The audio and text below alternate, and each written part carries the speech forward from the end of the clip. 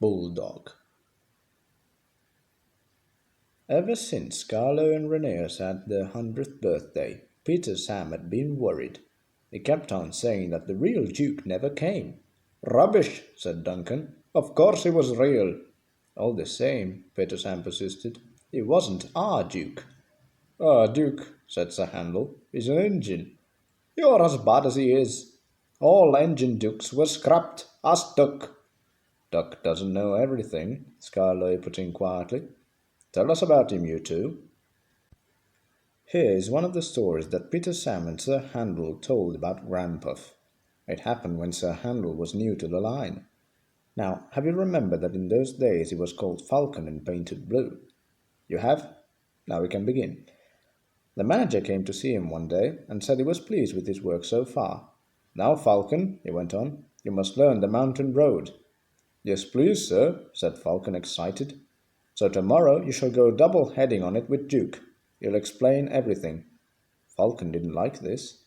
He thought Duke was a fusspot and a regular old fuddy-duddy. Duke's train was one for holiday-makers. He called it the picnic.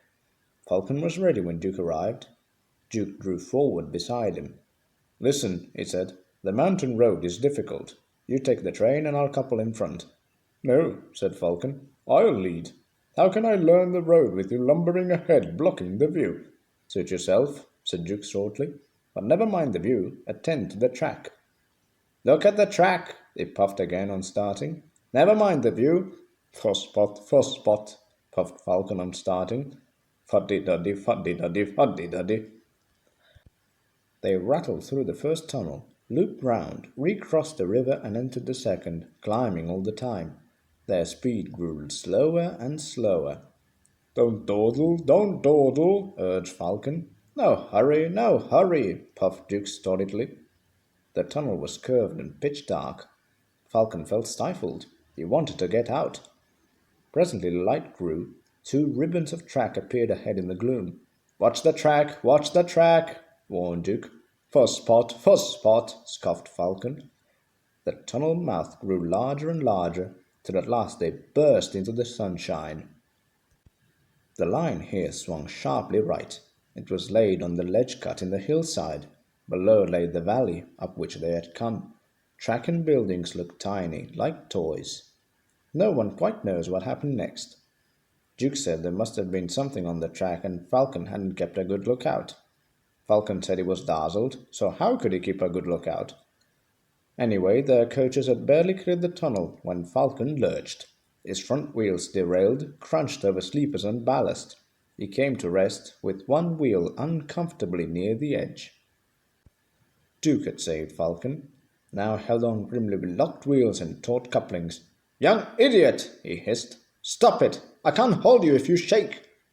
Falcon tried hard to stop shuddering. Quickly, Duke's driver and fireman chucked his wheels and strengthened the coupling between the 2 engines. Thank you, said Duke. Now I'll manage. With Duke secure, the 2 crews, helped by a plate player, propped up Falcon's front end. They were looking forward to a rest when Duke began wheezing in an alarming way. His fireman ran to his cab. Water, he cried. We want water quickly. The plate player's cottage stood nearby. He explained to his wife, and the passengers borrowed jugs, buckets, kettles, saucepans, anything in fact which would hold water. They formed a chain from the well to the engine and passed them from hand to hand. The fireman meanwhile reduced his fire and anxiously watched the gauge. It was hot and tiring work, for Duke needed many gallons, but at last the fireman shouted cheerfully, We're winning, don't weaken! And they all set to work again with a will. They cheered again when the breakdown gang arrived. They showed other passengers how to help them lever Falcon back to the rails.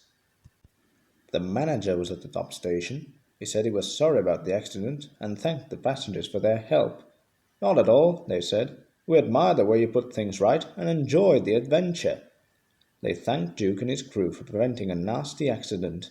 Your Duke, they said, is a hero. He stood firm like a bulldog and just wouldn't let go. Falcon said thank you too.